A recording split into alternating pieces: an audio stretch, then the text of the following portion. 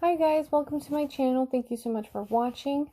I am super excited about this video because today I'm actually going to teach you how to do chain stitches, which is the beginning of almost every stitch. Not every stitch uses chain stitches. Some people use the magic circle, or I personally used to love doing the magic circle.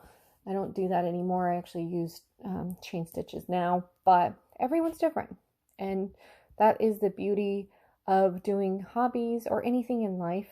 There is multiple equations to the same solution. So that's something that I really want you guys to keep in mind is, of course, I'm excited to show you guys how I do things, but please keep in mind the way that I do things doesn't mean it's going to work for you. But that doesn't mean that there's something wrong with you or there's something wrong with me. It just means that we do things differently. So please keep that in mind whenever you're learning how to crochet or knit or whatever hobby that you're doing in life. We all do things differently, and it's better to honor yourself and how you do things than it is to force yourself to try to do things in a way that just doesn't work for you. Okay? So without further ado, let's go ahead and start learning how to do chain stitches. So the first thing that we need to do is what's called a slip knot. So what I do is I wrap it around my thumb like this. So I grab the yarn, I wrap it around my thumb, and you can do it either way, it doesn't matter. Wrap it, and then you grab the first yarn, or the yarn that's closer to your arm, and you pull it over, not off your thumb though, just pull it over, and then you grab the second yarn and you pull that one over completely off your thumb, and then you grab this is called the tail. This is the shorter yarn that you're not going to be working with. It's just kind of hanging out. So you grab that, and then you just kind of pull it to like that, so that way you can secure it.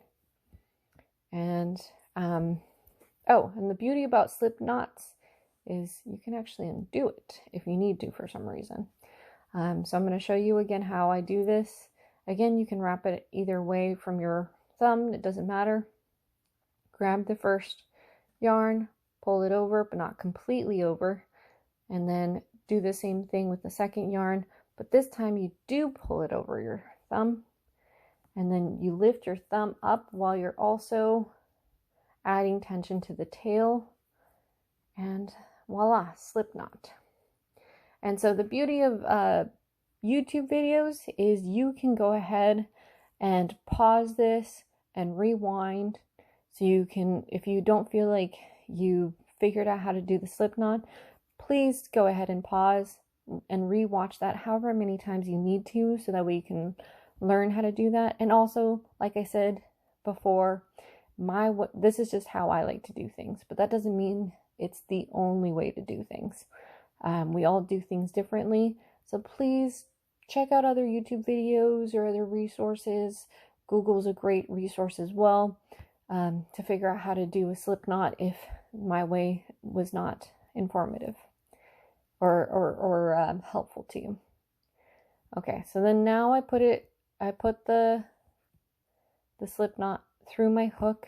I did add some tension so that way it can be on the hook, but I also just keep in mind I didn't do what I call a death grip. So there's still some, you can still freely move your hook through it. The death grip is what I like to call it. That's how I started off, is when you add so much tension that you can't really move your hook to the yarn. That's not what you want. You want to be able to move your hook freely, so that way you can add more stitches. Okay, so then for the sake of this video, just for you guys to know, this is just an FYI kind of information.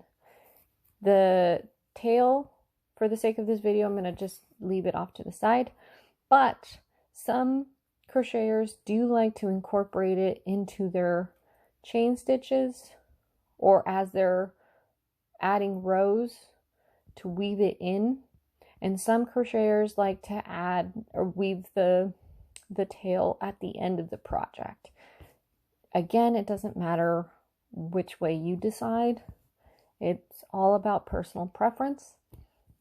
For the sake of this video, I'm just going to put it off to the side, like I said, and I will show you guys later on what I mean when I say that some crocheters like to work their tail stitch into their project, but that's on a different video. Okay. All right, so with the yarn that you're going to be working with, which is going to be the one that's attached to the skein, the longer one, what I do is I wrap it around my finger to add some tension to it. Not a whole lot of tension. I don't want, because if you add a whole lot of tension, you're also going to be influencing your slip knot, and that's going to add tension to your slip knot as well. So it's not just adding tension to the yarn, but it's also adding tension to your slip knot, and that's going to make it really difficult for your yarn to be able to go through easily. Okay, so you want to put your hook and wrap it around your yarn like this. So what I do is, this is again just how I do it. I grab my hook, I put it underneath the yarn and then over, and then I make sure that the yarn is underneath the hook like this. And then when I'm going to be putting both the yarn and the hook into the loop, I make sure that the hook is facing down like this, and then I pull it through. So the reason why I don't like to make sure that the hook is facing up is that it causes it to not want to go in through smoothly, because it starts grabbing the loop as well. So it makes it really difficult to try and pull through. So again, grab your hook, add a little bit of tension through your fingers. Some crocheters don't like to do this. I'm the crocheter that likes to add a little bit of tension, and I do mean a little bit. I'm sure it looks like I'm pulling a lot, but I'm just pulling enough so that way my hook can go underneath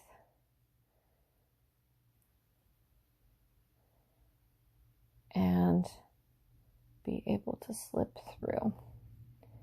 And there's 2 chain stitches. So again, so there's a lot of things that are going on that I know seem very overwhelming. When I first started off, I'm like, are you serious? I have to pay attention to this and that. Oh my goodness, this is just too much. Trust me, it gets easier with time. But that's all, practice makes perfect. So then you just grab your hook, wrap it underneath, make sure that the yarn is underneath the hook. Make sure your hook is faced underneath and pull through. And there's 3. And then 4. And you just keep doing that. 5, 6. So hook, wrap it underneath,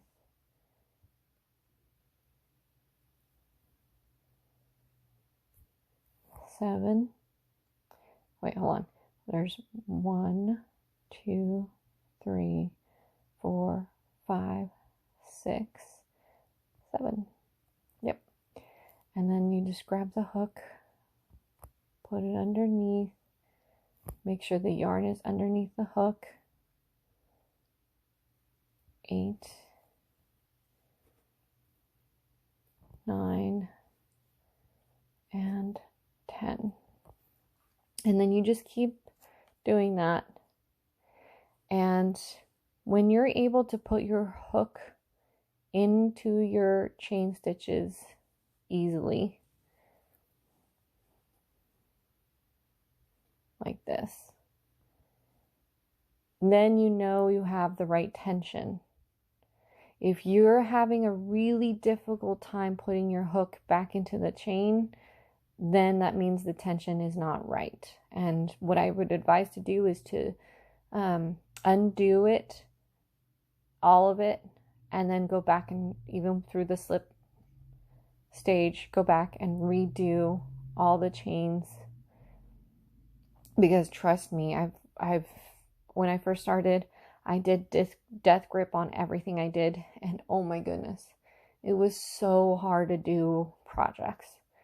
So just undo it, redo it, however many times you need to do it until you figure out a method or a way so that you can put your hook back into your chain stitches easily, because that's what's going to help you to add rows to your projects.